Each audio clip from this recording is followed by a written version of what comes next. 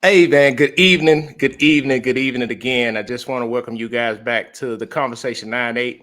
And I'm so thankful and so happy and so blessed to be back before you guys again, man. And uh, only thing I can say is, man, I'm just happy, man, and thankful and happy that you all are here with me, man. I hope everybody's doing well. And I hope everybody week has been going by pretty good. Um, but again, man, I'm just gonna go head on and do what I do every week. I'm excited about tonight, like I usually am. But I look forward to just look forward to the conversation tonight. And feel free to tune in. Feel free to chime in. Interactive conversation. Looking forward to hearing from you all. And I hope this resonate with you. And I hope this is helpful. But again, man, thank you guys so much for tuning in, rocking with your boy. We've been going strong. Another episode. And I don't. And I look forward to just the different conversations, the different dialogues. More of anything, I just look forward to just another week. I'm grateful for the opportunity. I don't take it lightly, and I'm just gonna, just jump on here, uh, and um, we're gonna get right on to it. But tonight, man, thank you guys so much. The weather's been a little bipolar up here, but hey, we're gonna get at it.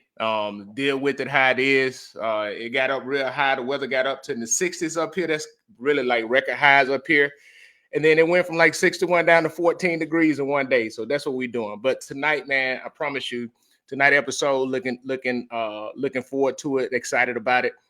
Um, so I feel like this one just hit me a little bit later. Was in conversations earlier this week, and I was like, dang, Then I felt led to talk about this topic. So that's what I wanted to do. So we're gonna go get right on to it.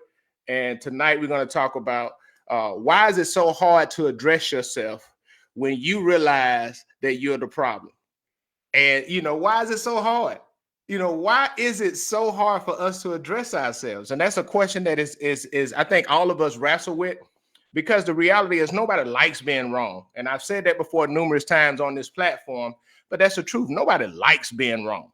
Nobody. I'm not going to find anybody to be like, you know what, I really enjoy being wrong. No, now there's some maturity where you embrace the fact and the reality that we are wrong at times, but nobody likes being wrong. But why is it so hard? Why is it so hard for some people just to accept the reality, or deal with or address themselves when they realize that they are the problem?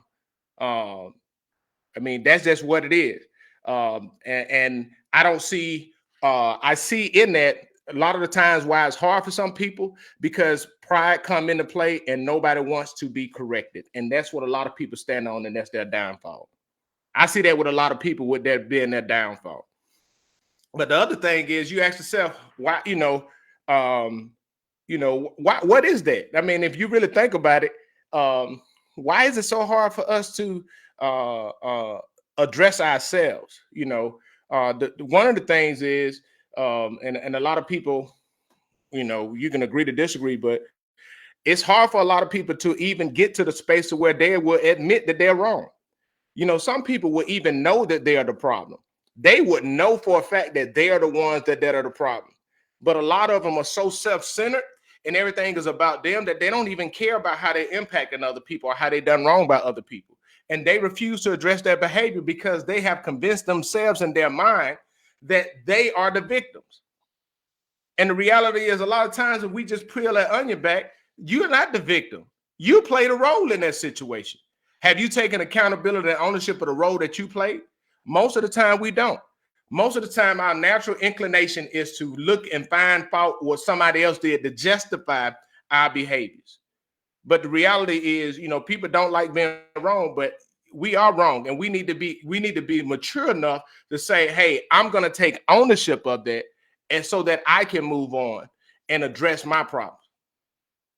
Because and that is a true statement. And I don't know why a lot of people do this, but a lot of the issues that people say that they're having, and the issues and the quote unquote problems that we're saying that we're having with other people, is really rooted in us and our inability to see ourselves, not only see ourselves, but deal with and address the realities of what we see about ourselves. And that's the God honest truth. Because a lot of the issues that we project on other people, they are rooted in us. They're rooted in our mindset. They're rooted in our behaviors. They're rooted in our feeling entitled. They're rooted in our attitudes. They're rooted in a lot of things that we do.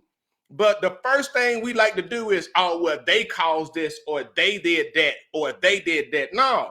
Why is it so hard in those situations to address yourself when you realize, hey, I'm contributing to this? I am part of the problem. And the reason why it's so hard is many of us simply just don't want to grow up. And we hate accountability at all costs. We hate accountability. I'm being honest with you. We hate accountability. And no matter how you try to slice it, no matter how you try to pull it, we hate accountability. Immature people hate accountability. Indisciplined people hate accountability. People that just want the freedom to do whatever they want to do. They want the privileges, but they don't want the accountability that comes with it. And the reason why, and we see a lot of people like that, is because many people grow up like that they're never really held accountable for their behavior and their actions. So when it comes to them having to take ownership, and when they realize that they're the problem, they're going to do everything possible to avoid the accountability of it. So that's why they act like, first of all, some people are going to act like they don't even see it or they don't know it. And they good as well know what they're doing. They can tell you what they're doing, but they're just trying to find the slightest things. And it's so funny that we find people like that, because many people would look for anything to justify their wrongdoing, in an attempt to avoid being held accountable for their action. Oh, well, they did it. No, you deal with you. You have to deal with you. The best thing for us to do is deal with us. And now let's peel that onion back a little bit. Let's peel that onion back and let's talk about it from this perspective, right? Right. How many of us really, were taught to, a lot of us, and this is where a lot of this is rooted at. And I think that's something that, it is, but many of us was not taught. We were not taught how to properly accept accountability, because we wasn't held accountable as growing up. We wasn't taught those skills about accountability, because accountability is something that is not naturally sought after. You can even see that, even biblically speaking, when you go in the book of Genesis, and when God gave Adam and Eve the instructions of not to eat from the tree of the knowledge of good and evil. And when God came back and he called Adam's name, and God held Adam accountable. Hey, Adam, where are you? And then Adam was like, hey, God was like, why did you eat from that tree? And then Adam said, the woman you gave me. See, Adam didn't want to, that sinful nature that we all have, don't want to hold accountability. We don't want to be held accountable or be answered. We like to put it on somebody else, when in reality was, we are the ones who did wrong, and we are the ones who fell short. So we need to take ownership. Hey, Miss Joyce Jones, how you doing? Good to see you. Good to see you. Thanks for tuning in. But yeah, nobody likes being wrong, man. But man, why is it such a problem? I'm talking about, and we sit around and we talk about it, but a lot of relationships are destroyed. I'm talking about destroyed because people refuse to take ownership of the stuff they do. And they sit there and they try to justify everything on everybody else instead of taking ownership of them and their behavior. And this is the thing about taking ownership. Taking ownership doesn't mean that you got to feel like what you did was wrong. Because a lot of times what we do is we will convince ourselves that what we're doing is not wrong. But somebody can do the very same thing to us and we'll feel some type of way about it. But if we do it to somebody else, we'll try to justify it in our minds that it's different when it's not. Because it's so easy to have a different opinion about something done to others, but have a different opinion when it's done to us and want people to change different. No, we got to take ownership of it 100%. We need to take ownership of it. We need to. That is on us to do. That ain't on other people. And a lot of relationships are destroyed simply for the fact that people just don't want to take ownership of their behavior. And that's what it is. And when we sit down and think it down to the basics, man, why is it so hard to deal with yourself when you're wrong? Why is it? Like, seriously. And that's a maturity level. That's really what it boils down to. That's a pride issue and that's a maturity issue. Because you can sit there and try to justify stuff all day. That doesn't change the fact that you're wrong. And as soon as, and what I've learned in life is, as soon as you take accountability and ownership, yes, there will be consequences for doing wrong, but a lot of times those consequences are mitigated or very low when we take ownership of it. Or a lot of times we are afraid of the consequences, so we run from it and we do our best to try to avoid it. But at the end of the day, when we just take ownership and say, hey, this is what I did, my bad, or I'm wrong, or I apologize for that, you know, and taking ownership doesn't mean that you think that you did something wrong. And I know that's a problem with a lot of people, but it's not, I'm not admitting that I did something wrong in some things. Some things I'm just taking ownership of what I may have done to somebody else. You know, because this thing gets so, we make it complicated, but it's not complicated. It's not complicated at all. But you know, I can offend somebody else. My actions can offend somebody else and do wrong to somebody else. But I myself may not even feel like my action was wrong. My intention was wrong. So I can get to a space where, like, well, I'm not apologizing for that because I know I didn't do wrong. It's not that you are apologizing for or admitting or changing how you feel. You don't have to change how you feel about something to take ownership for the actions of it. And that's called maturity. That is simple maturity. What I did is, hey, I can acknowledge that what I did to you, I can acknowledge the fact what it did to you or how it impacted you. That doesn't mean that I can change how I feel about it, but I can fully acknowledge and take ownership of it. And by doing that, that is what that does for me, right? That frees me up because I'm taking ownership of my part and I can move on. Because a lot of people can't move on because they never take ownership of it and it stays over their head. They ain't gonna take ownership. They're not gonna take ownership. And yes, you know, these are things that doesn't, and one of the hardest things is it's not a natural feeling, it's not a natural thing. And I would say that, and I hope we truly understand that when I talk about healing, I talk about a lot of stuff on this platform, but you know, admitting that you're wrong is something that takes practice, man. That is something that's not gonna come easy. That's not something that's naturally come easy. You can take a little kid and ask them, they know they did wrong, and you can ask them something, and they'll be like, "No, I didn't do it." Well, even if they're nonverbal, I didn't do it. Why? Because that's a natural thing, right? So we have to put work in so that can become habitual for us, and we got to be disciplined about it. Just simply admitting it and simply taking ownership, because the reality is we know what we did. Like that, it's not trying to convince ourselves that what we have done or what we may have done was not done. We know what we did. It's just taking ownership of it. And this, no matter how much we try to do it, trying to justify our actions based off of somebody else's actions still does not take away the reality that you will be held accountable for the decision that you made. So stop trying to put it off on other people and take ownership of it. Stop trying to put it off on other folks, and you take ownership of it. I'm telling you, it frees you up so much. It does. It does, because we waste so much time, energy, and effort. You know, we waste so much time, energy, and effort into trying to prove to other people that we're gonna, you know, that our pride, with our pride, we allow our pride to have us waste so much time, energy, and effort trying to prove stuff to people that don't even matter. And then we end up hurting ourselves with our pride, right? Refusing to admit that we wrong, carrying around grudges, refusing to apologize, refusing to acknowledge our behavior. And that can end up eroding our own health, dealing with our own self and harboring unforgiveness and all this stuff towards people, instead of just taking ownership of the role we played. I will tell you, one thing that I've learned is when you take ownership of the role that you played, a lot of times the closure that we're seeking with other people and with other people that have done us wrong, the closure that we're seeking is found in our ability to just simply say, hey, I take ownership of my role, and then guess what? I can wipe my hands clean and move on.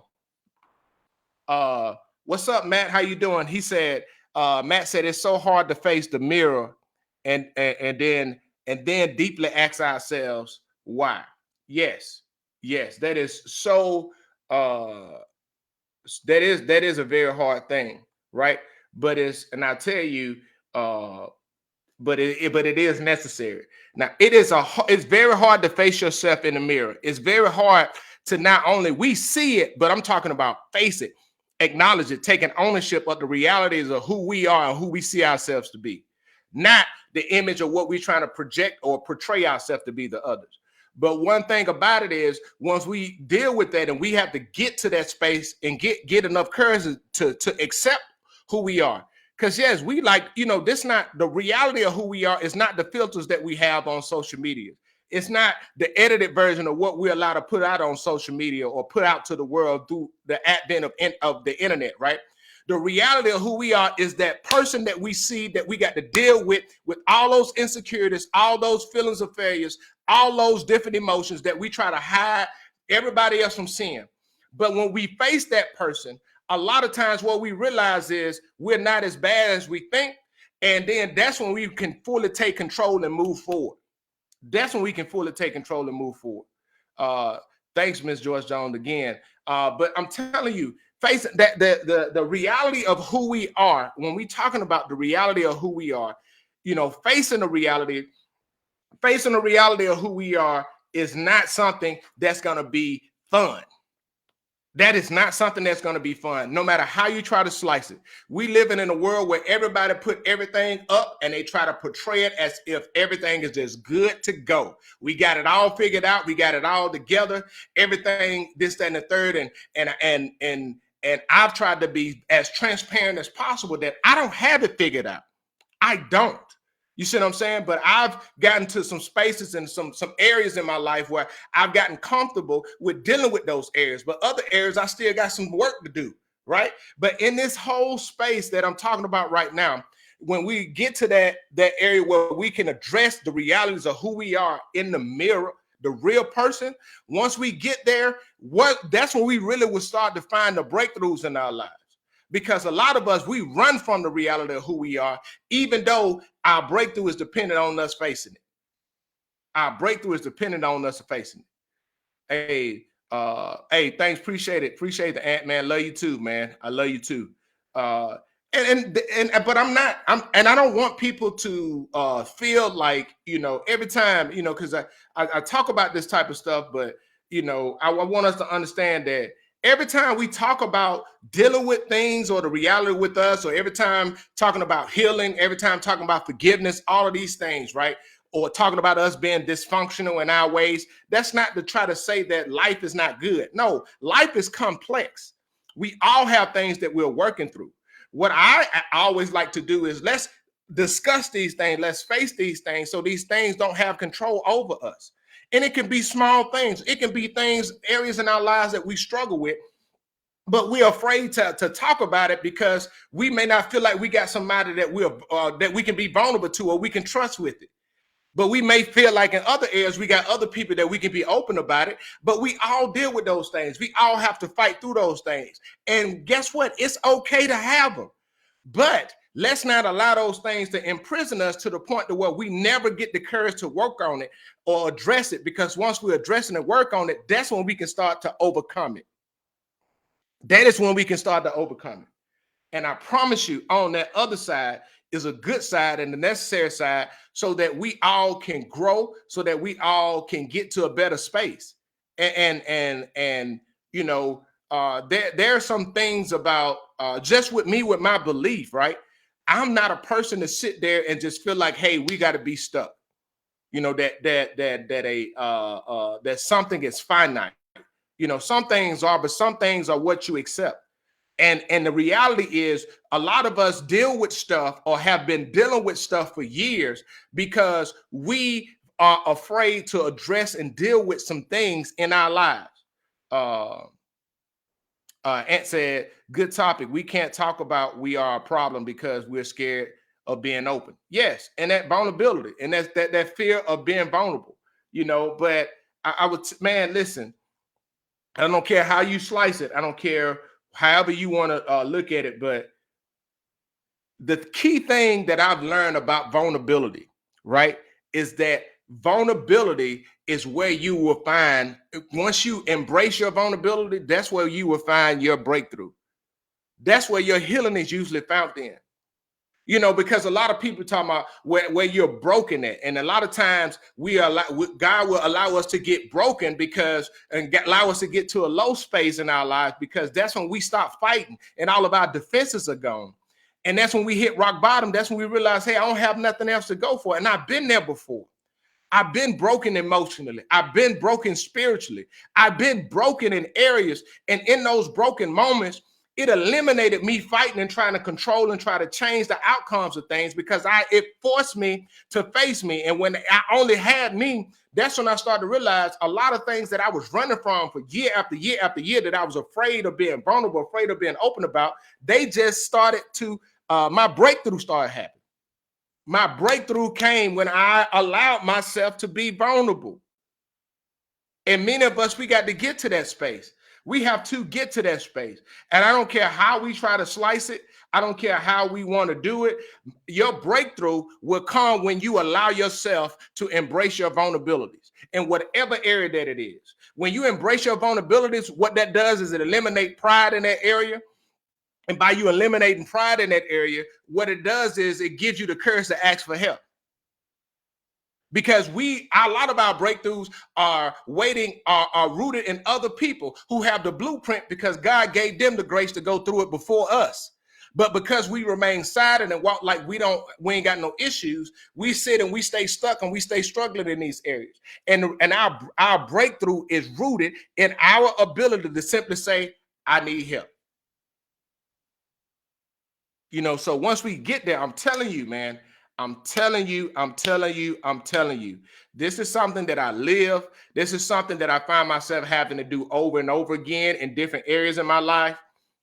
And I'm very appreciative of God of bringing different people in my life, or exposing me to different people who have experience in certain areas where I'm weak in. And that's the thing about it, man. That is why we cannot walk this walk by ourselves, and we cannot walk this walk trying to do everything by ourselves. We have to walk this walk with other people. I don't care how you try to slice it. Too many of us are trying to walk this walk by ourselves and try to act like we're strong. But really, that's a sign of weakness. Our strength is saying, hey, I need help in this area. I'm weak over here. I can identify that. Now I can start doing certain steps and being disciplined, or submitting myself under somebody else's mentorship in that area, so that I can grow. So now by me submitting myself to that mentorship, I'm growing, right? But I'm making myself vulnerable, right? And not only making myself vulnerable, but I am forcing myself and I'm disciplining myself to face and overcome my fear of dealing with me, so that I can grow in that area. And by me being willing to deal with me so that I can grow, what happens is, as I look back, I start to see, dang, I'm elevating. And I'm elevating and I'm elevating and I'm elevating to the point to where what used to be a vulnerability now becomes a strength. And we have to work towards that. And I hope that, because we talk a lot, man. I've seen it a lot. We talk a lot of stuff in church, and we talk about stuff in church and about, well, just pray about this. No, prayer is good. Prayer is necessary. But a lot of things come from us just having to do the work. We have to apply it. We got to face it. We got to overcome the vulnerability, feeling vulnerable. We got to put our pride aside. We have to simply say, hey, I'm the problem and I got to deal with me. I'm telling you, man, it'll be a powerful thing. But the reality is you don't see it too much. But think about how freeing and powerful it is if that husband simply said, hey, I'm the problem. I'm going to deal with me. I'm going to address me. What about if that wife say, hey, I'm the problem. I'm going to deal with and address me. And I ain't going to blame it on anybody else. What if that child comes and say, I'm the problem? What if whatever dynamic in whatever relationship, right, that person takes ownership of their behavior and say, I'm the problem. I'm going to deal with me. Think about how many relationships will be healed. Think about how many relationships will be restored. Think about how much heartache and peace and heartache and depression and all of these secondary mental issues will go away through healing because people simply raised their hand and took ownership. But the reality is, the reason why we find it so hard is because we allow our pride, our ego, right, to come in and destroy our lives. We allow it. We allow it. And I just hope, man, I hope this discussion tonight, just a quick, simple discussion, just on why is it so hard to address yourself when you realize you're the problem. And the reason why it's hard is because we all have a sinful nature. We don't like being wrong. And many of us are too immature to simply say, I am wrong. And this is the this is the other thing. We try to set up ecosystems. Oh boy, this is a good one. This is a good one. The sad thing is, many of us try to set up ecosystems that will perpetuate or to justify our behavior, our wrong behaviors, even though we know we're wrong. Or we want that environment to support and have people cater to or adjust to our dysfunction in those situations. And the reason why we want that is because we refuse to take accountability for our actions. So we want everybody around us not to hold us accountable, but to cater to our dysfunction because we are too weak, we are too indisciplined, and we are too selfish and too prideful just to admit that we're wrong. We know we're wrong. We know our behavior is wrong, but because we try to exhort our authority in those situations over our kids or in a marriage or in a relationship, you know, we don't mind destroying everybody around us and having them miserable as long as we are okay. And so many people are doing that, and you know for a fact you dead wrong for doing it, but you keep doing it anyway. You keep doing it anyway. But man, thank you guys so much for rocking with your boy, man. It was a great conversation tonight. Look forward to the next conversation. And hey, appreciate it, man. Hey, been going strong. Hey, go and like and subscribe on all the social media platforms. The Conversation 98 on YouTube. The Conversation 98 on Instagram, at 98 Conversation on Twitter. The Conversation 98 here on Facebook, and at the Conversation _98 on TikTok. You guys have a great and wonderful day. Hope you guys have a blessed week. God bless.